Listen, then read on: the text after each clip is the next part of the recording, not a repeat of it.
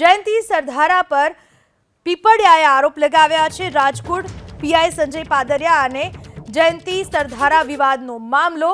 પાટીદાર આગેવાન પરસોત્તમ પીપળિયાએ ફેસબુક પર એક પોસ્ટ મૂકી। સરધારા અને પાદરિયાના સીસીટીવી સામે આવતા અનેક સવાલો ઉત્પન્ન થયા। સોશિયલ મીડિયામાં એક બાદ એક પોસ્ટ પાદરિયાના સમર્થનમાં સામે આવી રહી છે। પીઆઈ સંજય પાદરિયાના સમર્થનની પોસ્ટ બાદ હવે તેની સામે પોલીસ લીધેલી ફરિયાદને લઈને સવાલ ઊભા થાય છે। સીસીટીવીમાં ફરિયાદી પોતે જ દોષિત હોવાનું જોવા મળ્યાનું સોશિયલ મીડિયાની પોસ્ટમાં ઉલ્લેખ છે। સાથે જ પીઆઈ પાદરિયા સામે કિન્નાખોરી રાખીને હત્યાની કોશિશની કલમ ઉમેરવામાં આવી હોવાનું પોસ્ટમાં લખવામાં આવેલું છે।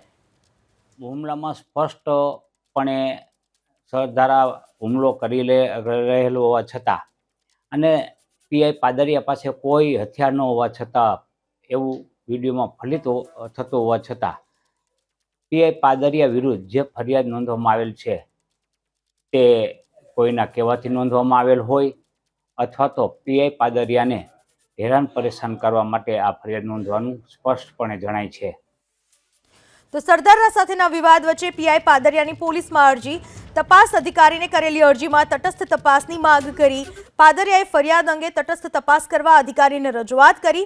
તપાસનીશ અધિકારી બીજે ચૌધરીને સંબોધીને અરજી કરવામાં આવી। બીએનએસની કલમ 109 મુજબનો ગુનો પ્રાથમિક દ્રષ્ટિએ પુરવાર ન થતો હોવાનો ઉલ્લેખ। સરધારાને પહોંચેલી ઈજા મુદ્દે તબીબી અભિપ્રાય લેવાની અપીલ કરાઈ। શ્યામ પાર્ટી પ્લોટમાં લાગેલા તમામ 64 સીસીટીવી કેમેરા તપાસવાની માંગ કરાઈ। હથિયારથી હુમલો કરીને ધમકી આપ્યાના આરોપને પાદરિયાએ પાયાવિહોણા ગણાવ્યા છે। સરદારા સાથેના વિવાદ વચ્ચે પીઆઈ પાદરિયાએ પોલીસમાં અરજી કરી છે।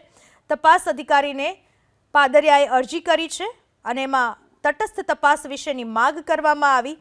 પાદરિયાએ જણાવ્યું કે જે શ્યામ પાર્ટી પ્લોટમાં આ ઘટના બની હોવાનું કહેવાય છે ત્યાં લાગેલા તમામ 64 સીસીટીવી કેમેરાની તપાસ કરવામાં આવે।